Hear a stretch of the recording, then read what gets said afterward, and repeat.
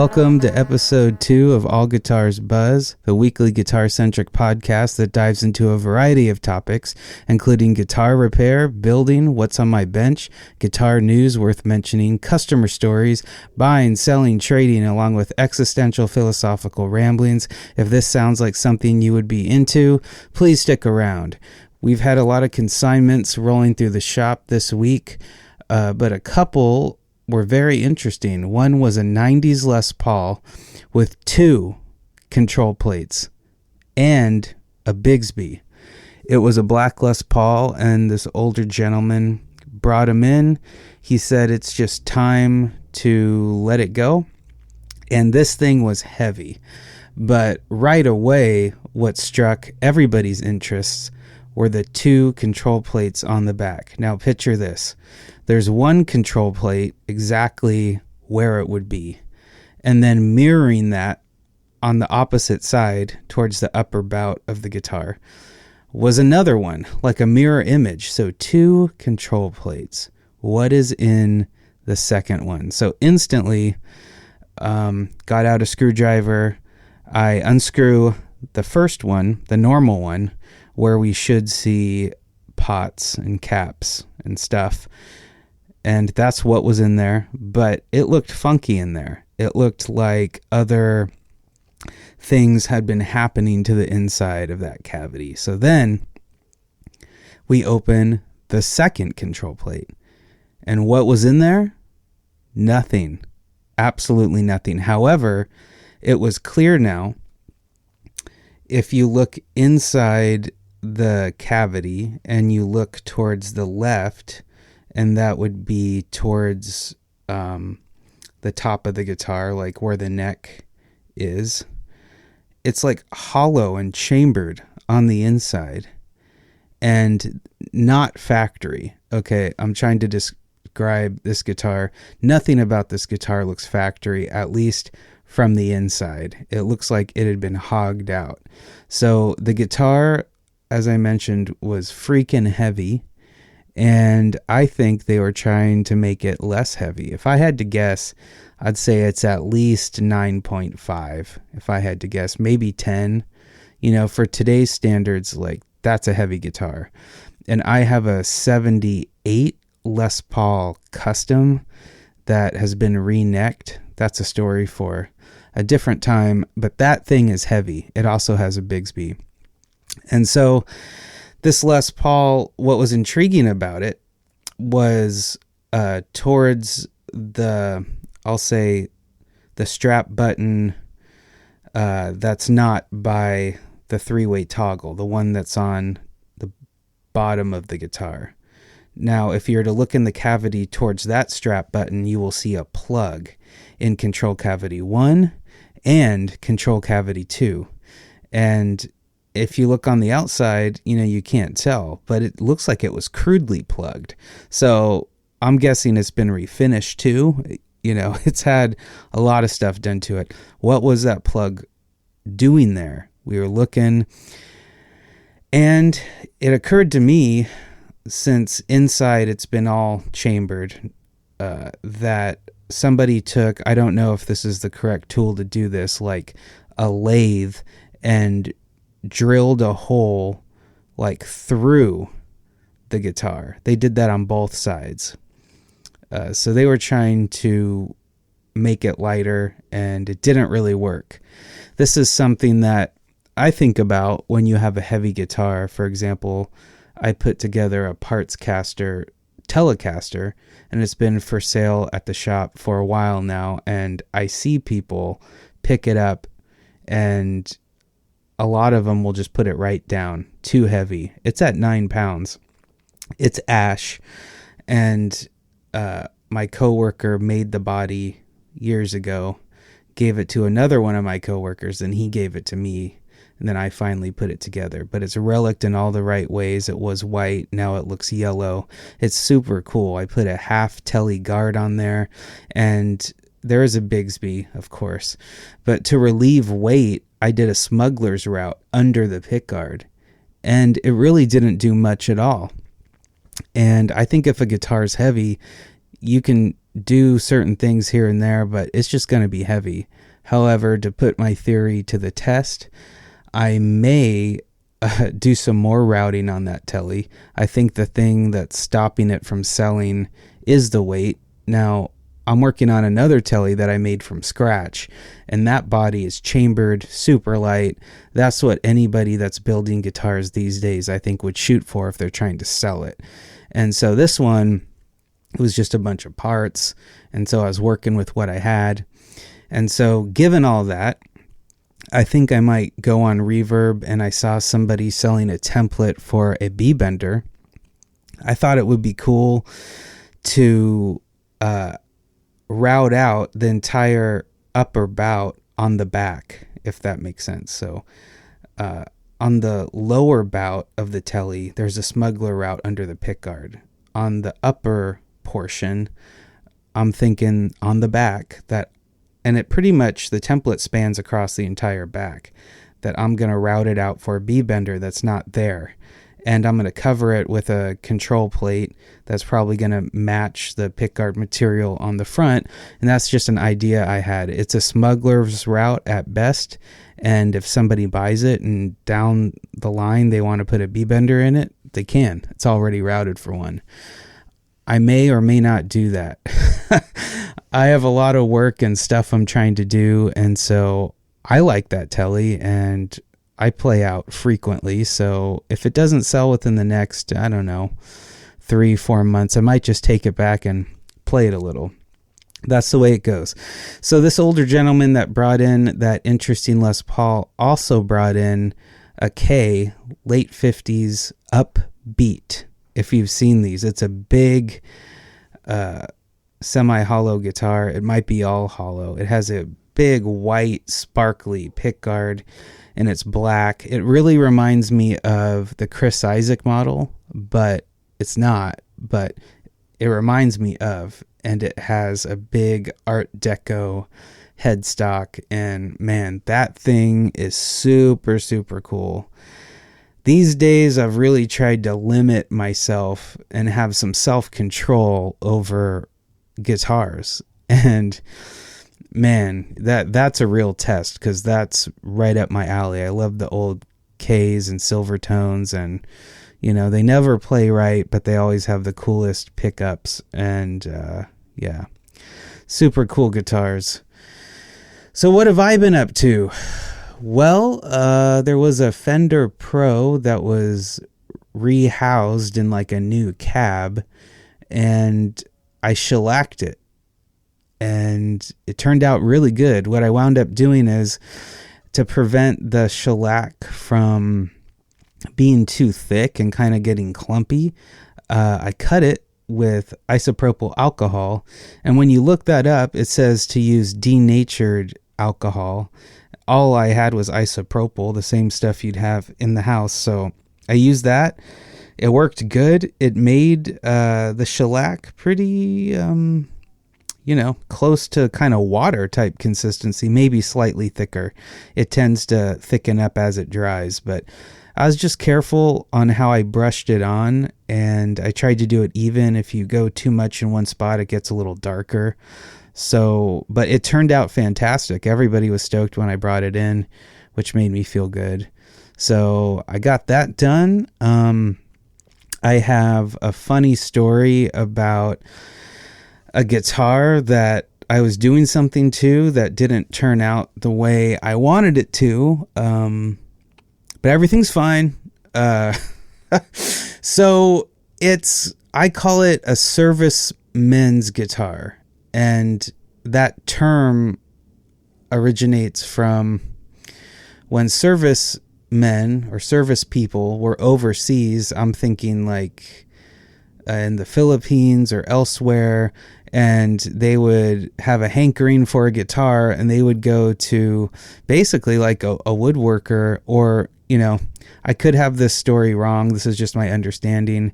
Maybe it's somebody that does this already, but they commission some skilled person to make them a guitar, and they usually look like Fenders, and they use parts that they just have lying around. For example, there was a 3-way switch. This was a Strat looking serviceman's guitar, and it had a 3-way switch, but when you look inside, it is actually a rotary switch that they modified to have like a I don't even, if I had it in front of me, I could describe it a little better. But anyways, they just use what they have around to make as close as they can to what they're trying to copy a reality. And I've seen a few of them, and this one came in the shop kind of in way beyond repair, and it was gifted to me, and now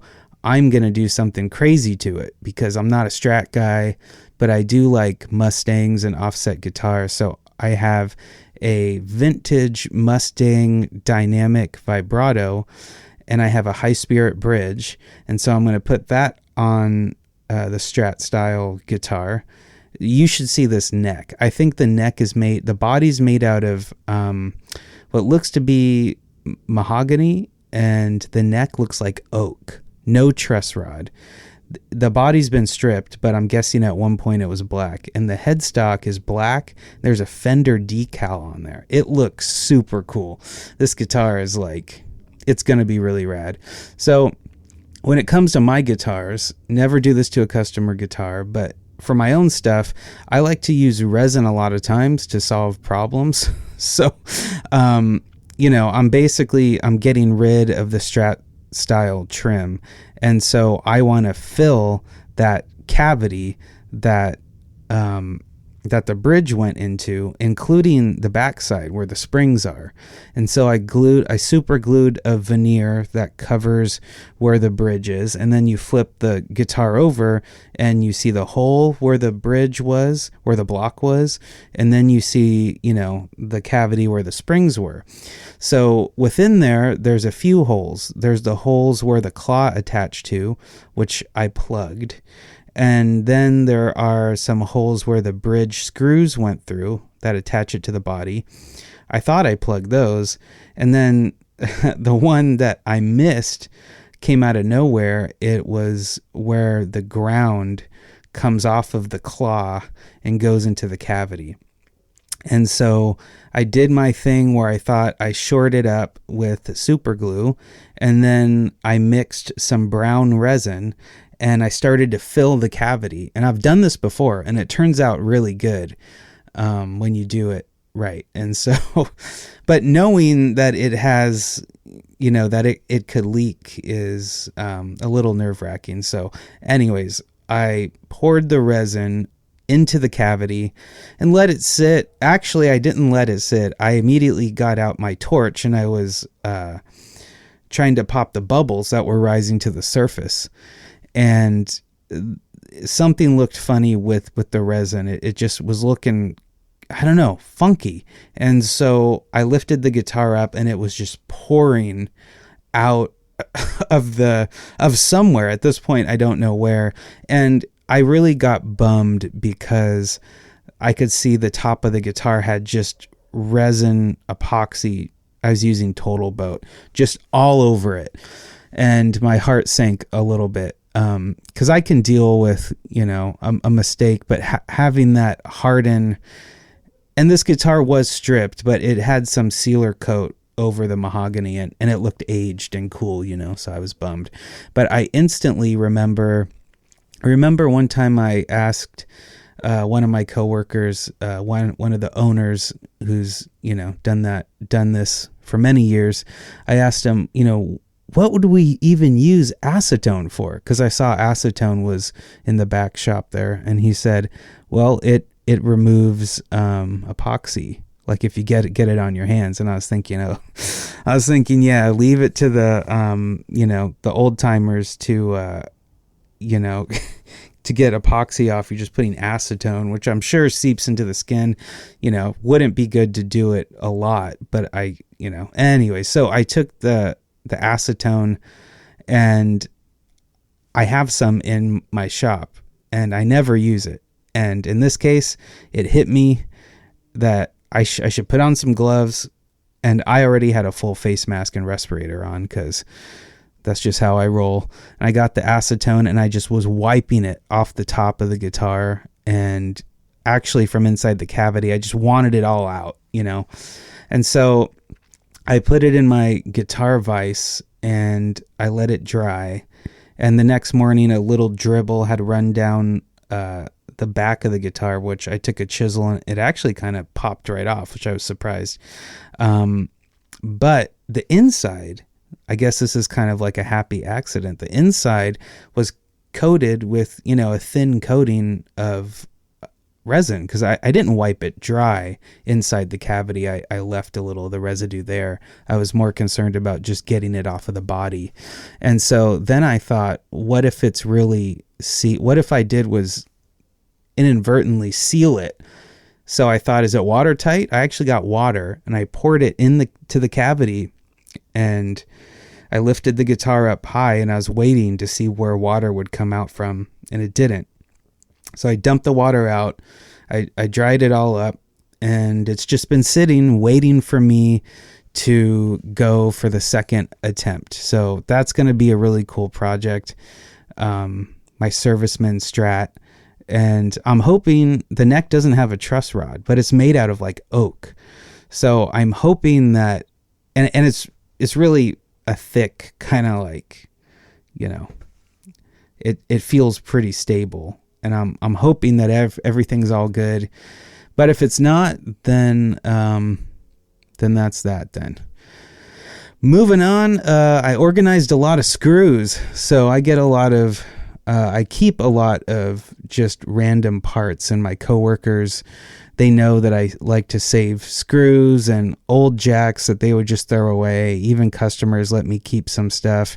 I don't ask them for it, but I'll say, hey, your old stuff is in the case. And some of them will say, I don't want that. Sometimes they'll just even give me a look and I'll say, well, I'll take it if you don't want it, you know, and they'll say, yeah, throw it away or keep it, whatever.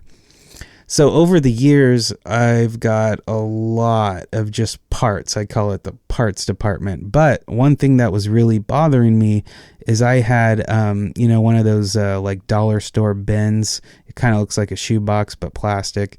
I don't even think they're $1 anymore. They might be more like, $2 or $3. But anyways, filled with just random screws. But the interesting thing is all these screws are guitar related screws for the most part. And so finally, after years, I thought, well, here's my chance to organize them. And it took me like a week. And Fender has a bigger screw head on their pickguard screws than some other companies. So I had a smaller head for like import.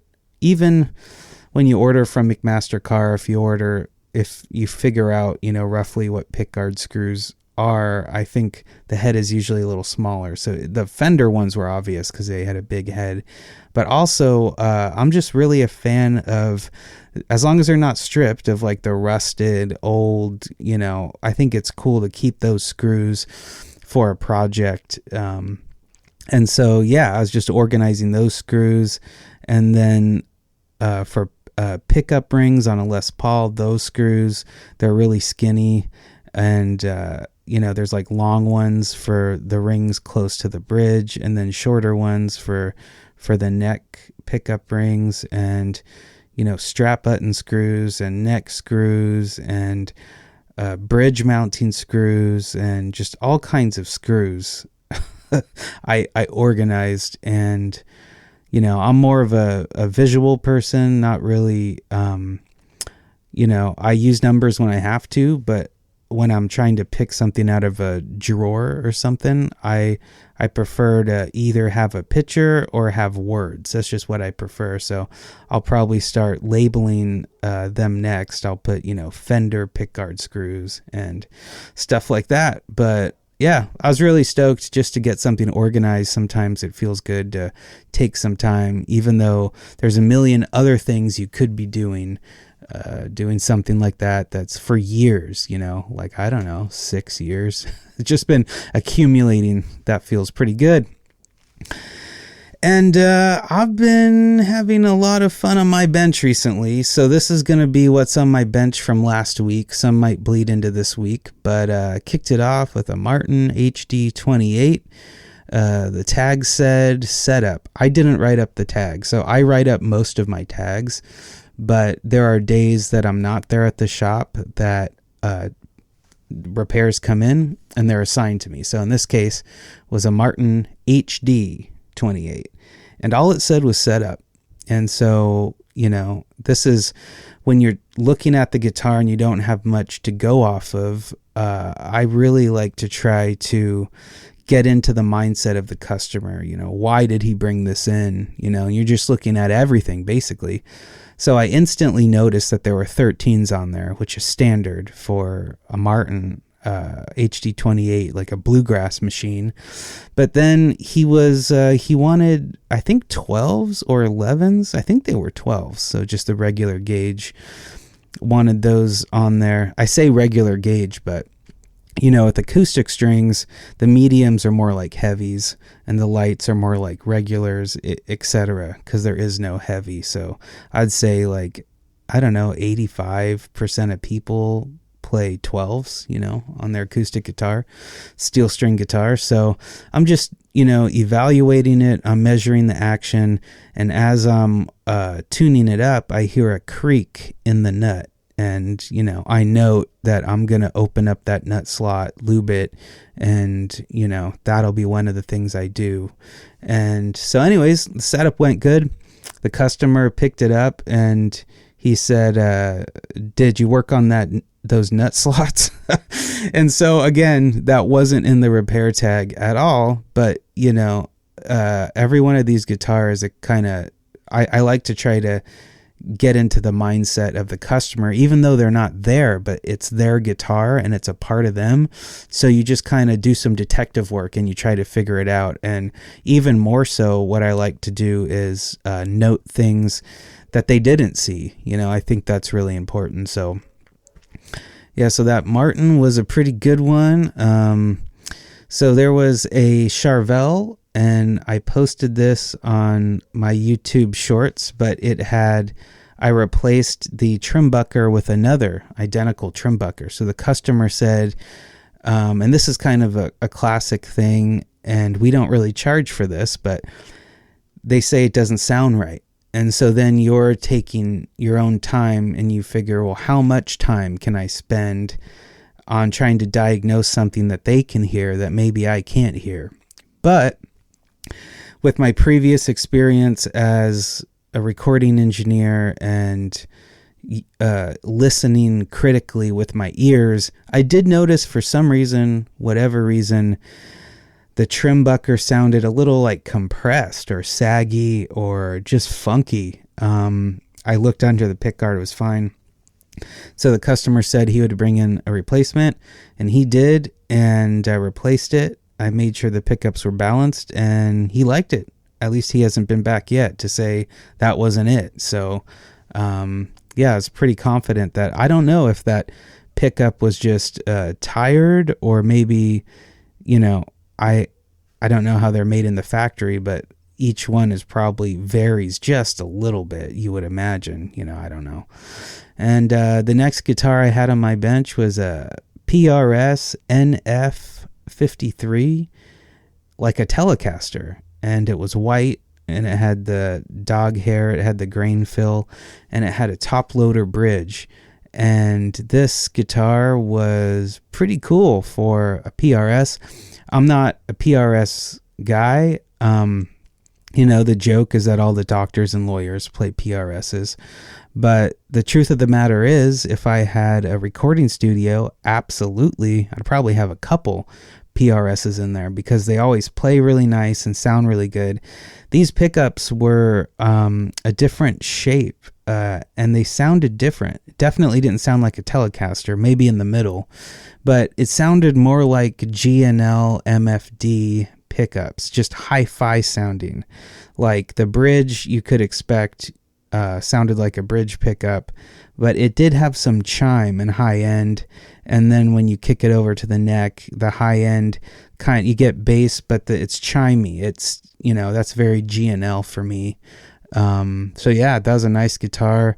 Customer complained that the low E was buzzing, and it was one of the guitars that I just took around the world. I made the neck straight and raised the action, and it was still doing it. So then I gave it, way more relief than I would, still did it. And then I gave it, somewhere in between there, which again, I would call straight, but probably like, borderline straight, like 7/1000ths relief in the middle of the neck, something like that, to where it's hard to see with your eye. If you were to sight down it, you might say that it's straight, but in reality it does have a little relief. So that's what I did.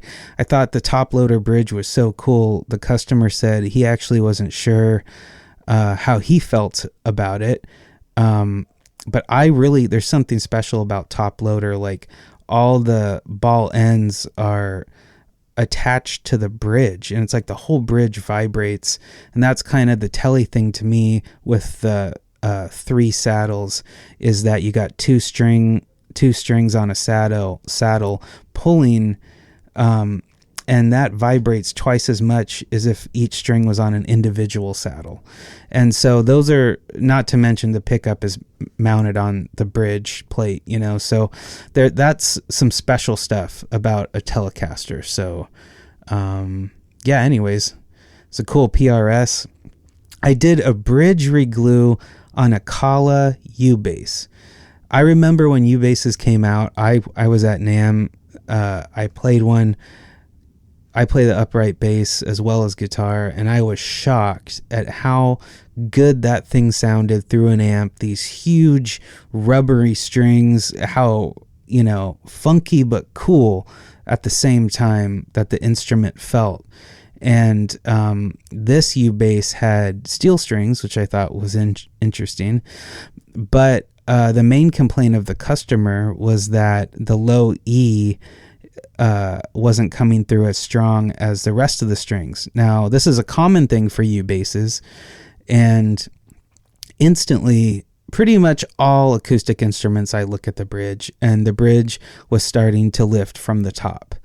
And so I told the customer, I said, well, the balance is one thing, we'll see what we could do, but, and in my head, I'm thinking I might have to shim it or put a dab of super glue just on the bass side, call that like a tone,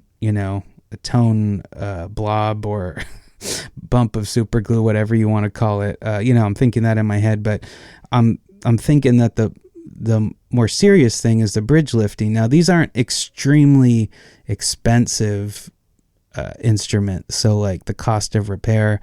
So I told them, I'm like, is it worth it to you to re-glue this bridge? And they said yes. So my priorities shifted from re-gluing the bridge, and then we'll deal with the pickup. And I actually had another piezo element under the saddle from another job that I didn't use.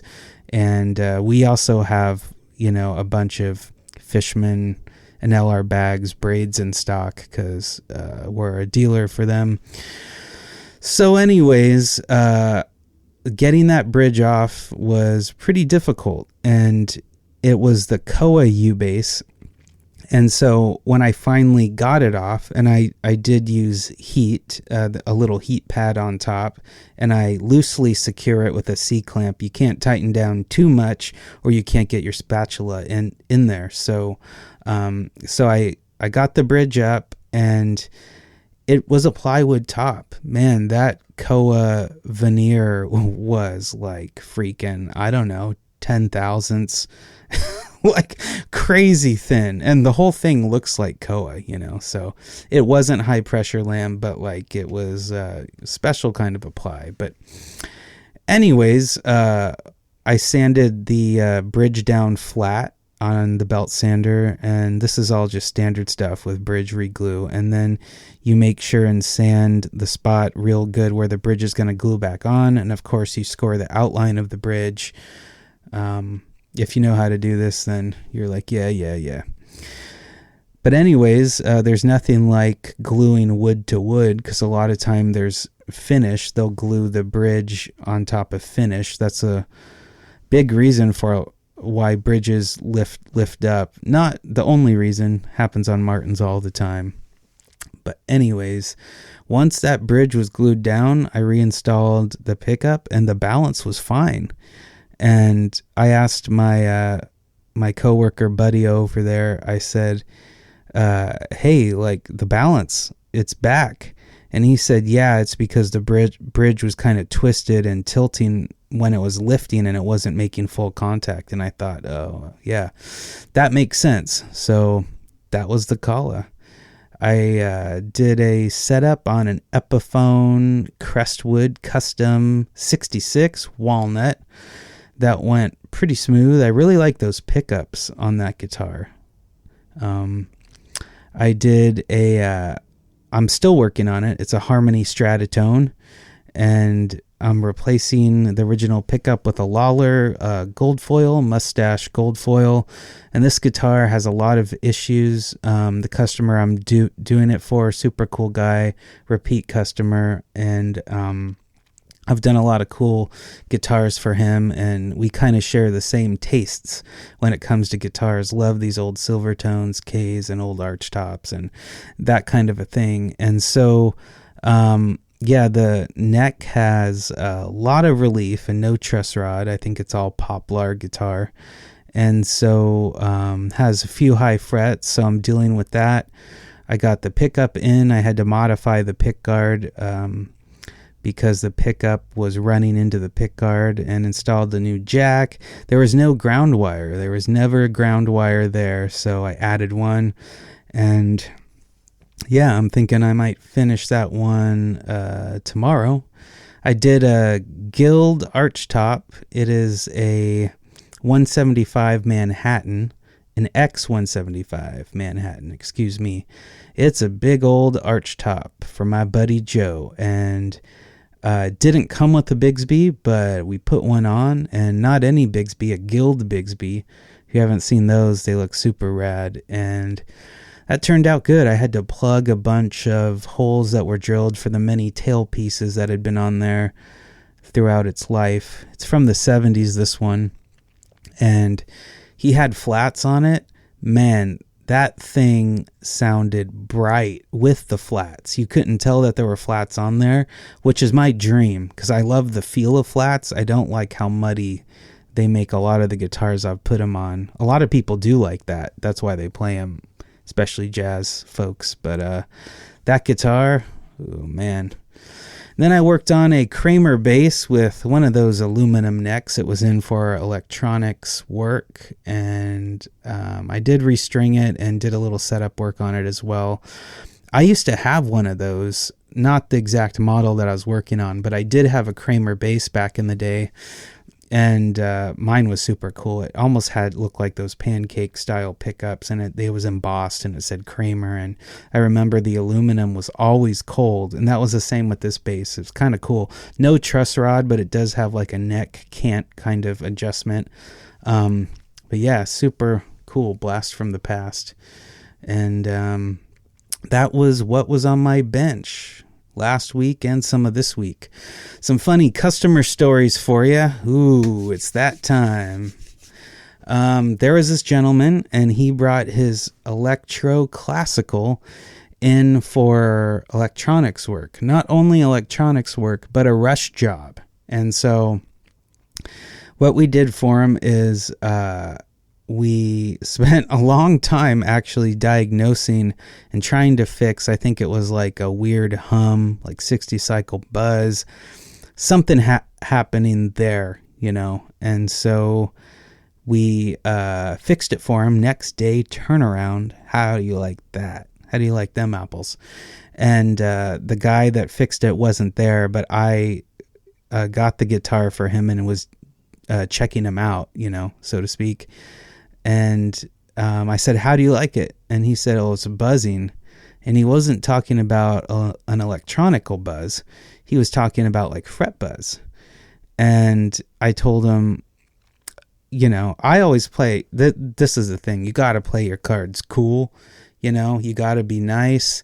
So I'm telling the story, but you could just picture me just being really, accommodating. And so that's just the nature of this business. And so I checked it out and I said, okay, well, it's you got some fret buzz. And I don't think he knew that I knew, but I know. I said, this guitar wasn't in for any kind of setup work. In fact, we didn't do anything. These are even the same strings. But we did fix that buzzing, that electrical buzz for you. And not only that, but we turned it around super quick. And he was like, oh yeah. He was like, no, it's quick. He said, but this, I'm noticing this buzz now. And, you kind of, if I didn't know, and I have been in the situation where I've been out of the loop, and when you're out of the loop, you don't know really what it was. It's unusual that we turn something around that quick anyways. So it would have been, I would have just been scratching my head. But anyways, so I told him the deal that, that we were kind of backed up, and if he wanted to leave it for a setup, we'd be more than happy to set up the guitar, and it would be X amount, and it'd be, around 2 weeks or something like that. And he said, oh, no, I need the guitar. I'll just, deal with it, basically. And then, I was feeling kind of chatty, and I said, how long do you got to play for? Or what's the gig? Why the fast turnaround kind of? And he's like, oh, I'm playing this place, and it's a few hours, and I can't have my guitar sound funny and stuff, which I can relate to. So I was telling him about, and I actually have a YouTube video about this guitar. It's called Acoustasonic Supersonic or something like that, but it's basically a Telecaster that has a Taylor expression system and a Graphtec Ghost bridge. So it is both acoustic and electric.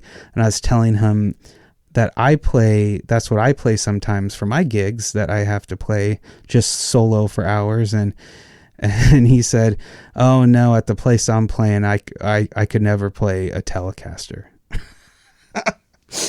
I was like, okay, all right. Well, thanks for coming. Thanks for cool story, bro. And so, that was one customer story for you. There was another one. This customer, I didn't work on the bass, but it was a custom jazz bass, and my coworker set it up, and it was, from what he told me later on, it was kind of it was not, the best built custom bass. That a lot of these custom jobs are like that, but anyways, so he brought it back, and you can kind of tell when customers bring something back if like they're upset. And sometimes I don't know if he was like trying to be tough because he thought that I was going to dismiss him, like putting on a front kind of, or if I saw it right the first time and he really was genuinely like mad, so one or the other. But he said my electronics isn't working on this bass, and I brought it in for a setup, and when I brought it in, the electronics were working fine. So this is one you hear from time to time. It was fine before I brought it in, and rarely, I'm talking, I don't know, a couple times a year. Like I said, I deal with so many people every single day that it's hardly worth mentioning, but it does happen sometimes. And again, you could either be in the loop or not in the loop, and all my coworkers were pretty tight, and so that's a good feeling of camaraderie. We're all on the same team trying to do this job. One of the old timers, one of the owners used to say that we're the pit crew, and I always thought that was super cool, because we're trying to do something quick and get it turned around and back out the door so musicians can play their shows, or record or whatever they're going to do, that we're trying to make it the best we can for them with the time that we got, basically. So, I approached the customer and I said, okay, well, we wouldn't have touched, the electronics at all, but let me take it to my bench and, check it out. And so I took it to my bench, plugged it in, it was fine. And this is something you should always do, because as a guitar tech, guitar repair person, luthier, whatever you want to call it, the classic thing is it's doing it in the practice room, it's doing it at home. Then when I take it to my bench, it's not doing it. And I know this. So I wasn't going to let, I wasn't going to hand it back to him and say, it's fine. That probably would have really upset him based on, how I thought he looked when he came in. And it was fine. I'm just good at picking up on things because I've been doing this for a while. So anyways, you grab the jack by the metal like sleeve part, or not the jack. You grab the cord, the cable, right like where it plugs in. Well, picture it plugged in, and you grab that metal piece and you start to wiggle it around. And what that's doing is you're actually working the jack on the inside, and then it was cutting in and out. So I took the control plate off, and the first thing I noticed, that it was wired funky. There was all kinds of funky things, which is on par what my coworker told me, that it was a weird, it didn't set up easy and it has its problems. Like the inside, the electronics was the same way as well. And the lead, the hot from the jack, was soldered to a push-pull pot right next to it, and the wire was very short, like it was almost tight. And so then I started poking around the jack, and it was one of these plastic jacks. It just completely disintegrated. And so I not only was it a cheap jack on a custom built guitar, I don't know why you would do that. Not only was it a funky wiring, when you pulled up on the push-pull, I think it defeated the tone pot altogether and just passed right through it. I think that's what it was trying to do. But the lead was so short that I told the customer, I said, this is very common. What happens is the pot will get, actually, I didn't show him. I told him first, and he looked at me like he didn't believe what I was saying. And then I showed him, and then he believed me. But when pots get loose and they start to turn freely, they can yank on cables. And in this case, I think that's exactly what happened. Is it yanked on the jack and kind of like broke the plastic casing. And of course, when we work on stuff, we tighten it up. But if he had brought it in and he knew that one of the knobs was loose, like that, when I said that, it's like everything clicked and his demeanor completely changed. And he went from being on the defensive to like very like, oh, kind of a thing. And anyway, that's why it really pays to be patient and nice with folks, because I want to do the best I can. And if I didn't recognize this customer, and so if he's still getting to know us, like he's got to know, like, not only do we warranty our work for 30 days, but like our labor, but we're going to help you out, man. That's why we're here. We'd never just stick you and say, oh, yeah, it was fine, dude. So it must've been something you did. I mean, I could imagine some shops might be like that, but yeah, anyways, and then another one came in.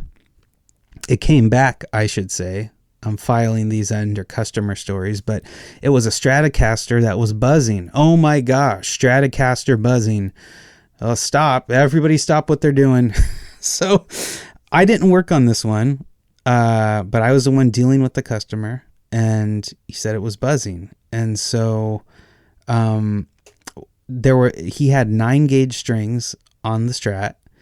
And so everything looked fine. All the techs at our shop, they really know what they're doing. And when I use the terms like going around the world with the guitar, I'm saying, making the neck too straight, and putting the action where it's at, seeing what that does, giving it too much relief, and seeing what it does, and finding the limits of the guitar based on what the frets are doing and the curvature of the neck, not the radius, but if it has a twist in it, how much relief is on not one side, not just the bass, but also the treble. We're taking into account like everything, plus our own personal experience as guitar players, because everybody at my shop like plays guitar, and we really put ourselves into the repair. So everything else was fine, and it was a little buzzy if you hit it hard. And that's the thing, all guitars buzz in that sense that if you hit it enough, with enough, force, it's going to buzz. You can think of a jump rope to kind of give an analogy. Or the one I like is I tell customers, I'm going to be like, well, you asked me to get it low. So just picture, your car, you take it to a shop and have them turn it into a lowrider. You can't go over speed bumps at, 45 anymore. You just can't. So I even tell customers that play light gauge strings that are hitting it kind of hard, that they might even want to get a lighter pick and just kind of like watch their attack. And then of course you remind them that it's an electric guitar. And so through some research, I discovered this term called micro buzz, and I don't know if it's a term that's out there, but I kind of look at it as the kind of all guitars buzz kind of a term, kind of, and that comes with a lot of caveats. But if it's electric guitar, and especially a Stratocaster with 9s with low action, if it's buzzing a little bit, not buzzing through the amp, maybe buzzing acoustically, then that really wouldn't bother me, but you're working for the customer. So anyways, I raised the action because everything else was fine. And then I hear one of our guitar teachers talking to the customer, and I guess he takes lessons. I didn't know this. And then the teacher told him to put 10s on it. So I raised it, and now he's going to put 10s on it. And that pretty much just, not all the time, but, sometimes it can negate the money he just spent on the setup, because we set it up for 9s, And so usually you can go up and down a gauge, kind of no problem. But because I just raised it, you can, if you have a slinky light gauge, you can get away with having a little higher action because they're so light. But if you put 10s on and the action's high and then gets higher, you see where I'm going with this? So I don't know if he'll be back, but maybe buzz is what he was focusing on versus comfort, but that's always something that you have to talk about the customer with. Are you okay with little acoustic buzz on an electric guitar? And when I say that, some people look at me like, dude, it's an electric guitar. I don't care. And others look at buzz on an electric guitar like it's fret buzz, I should say, like it's, a thing that it shouldn't be doing. And we'll always tell customers, because I think a lot of times, and I could be wrong, but if you're a new guitar player and you watch a lot of YouTube and talk about the acoustic tonalities, and you hear folks say like, I'll always, I won't plug a guitar in right away. I want to hear it, acoustic, talking about an electric guitar and all that kind of a thing. And, I don't know, just depends on the use case. I talked to a customer out of a setup the other day. He had a new master built Epiphone that he said he got. This is an acoustic guitar that he got for $100 with the case. What a deal. And he said he wanted it set up, and what did I think? And I got out my string action gauge and my calipers, and it was about, the action was about either 90 or 100 thousandths on the bass, and maybe like 80 on the treble. And, if you wanted it to come down, more, you could. But I was, because he wanted to put some light strings on there. He even said 8s. He said 8s, 9s. I said, no. I said, not an acoustic guitar, no. I said, you could put 10s extra light, but if we're going to drop the action, it's going to be slinky and you're going to lose tone. And is that what you want to do? Is your left hand hurting? You try to why. And I think at the end of the day, he got it for cheap. He was wondering if there was something wrong with it. What could I do to make it better? And I told him, we're super honest. I said, there's nothing wrong with this guitar. I'd just play it. I gave him custom lights because there was 12s on there. I said, try 11s.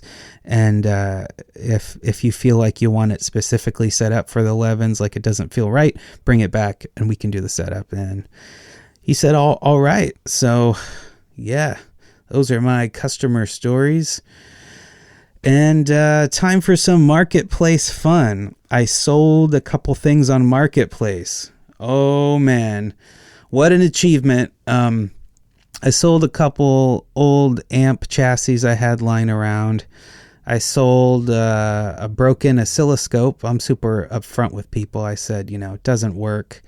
And the people that bought those things from me, this one guy, he totally brings these oscilloscopes back to life, recaps them, recalibrates them. And that's kind of an interesting plus about Marketplace is like, you meet people, the people that bought the amp chassis, they said that they are hobbyists and they build amps. Kind of cool to know those people, right? Just in case. I mean, that's kind of cool. So yeah, sold a few things on Marketplace and I got a couple solid offers on some stuff. That Fender Coronado, I dropped from, now this is, I don't think the case is original. I'm not sure if I talked about this on the last episode. It's just the body and it was routed out for wide range pickups and it's been stripped, but I have the hardware. And when you look up the tailpiece, it has like a rosewood. It kind of looks like the Epiphone Crestwood tailpiece that has the E in it, except this has an F, a rosewood inlay on the tailpiece that has an F for Fender. Super freaking cool. The original bridge, which looks like a Mustang bridge, but it's floating on these two like surface mount little discs. Rare, super rare bridge. So and the original wiring harness, and these folks on Marketplace don't know how into this stuff that I am, but I'm just trying to avoid shipping it. I'm sure I'd get $500 for it on Reverb, but anyways, I dropped it from 8 to 5 and I keep getting offered around 3. And even with really making the pictures on my listing, like I've gotten more detailed and I think it's really helped me sell some stuff. Like honestly, I'll even screenshot a Reverb listing for the same thing that's sold, not what they're asking, but what it's sold for. And I'll put that in the gallery. Like I want people to know, I know what I have. Like don't try to lowball me, you know what I'm saying? So I did that on the Coronado, but it still doesn't stop some people from offering me, $300, which, gosh, man, if you really think about it, $300 for a 60s Fender body.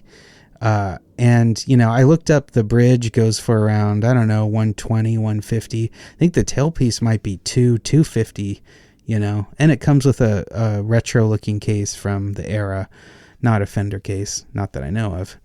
But, in other news, I'm selling my, Vega late 40s, early 50s Duotron with hardshell case. And in one of the YouTube videos I've uploaded in the past, I've restored one of these for a customer. That's before I owned one. And this body shape is a little different, but it is a Vega Duotron archtop. It has the coolest on the tailpiece.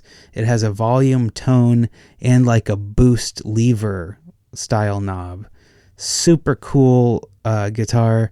The reason why I'm selling it is I just haven't bonded with it. And sometimes, when you have a lot of guitars and you're not bonding with one in particular, I don't know. I guess it's just time to let somebody else enjoy it.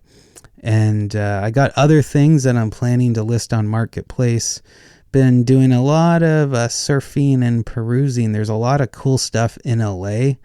I'm over here in San Diego, but if you widen the search, you can really see there's a Stratotone. I don't know, it's like a reverb something, and it's like a cabin head, and it's solid state, but it looks so freaking cool. I love old solid state kind of rare amps. I think he wants 800, which is pretty good. You could probably kick him down to 7, maybe 675, maybe entice him with some trades. But yeah, that was really cool. There's a really cool drill press, a couple cool drill presses, a Rockwell, and gosh, what's the other one? Not a Bridgeport. I don't know. I'm getting tired here, so I think I'm going to call it, and I'm going to keep on next week for some cool stories about what's on my bench, and I'll just kind of keep it rolling. If you guys enjoyed what you heard, please check out my YouTube channel, Hillington Guitars, where I'm about to drop a video of a Martin, an X-Series Martin high pressure lamb that was completely destroyed, that I brought back to life, and it has a very interesting story with it. And so with that, I'm going to leave you all until next week. See you next time. Later. See ya.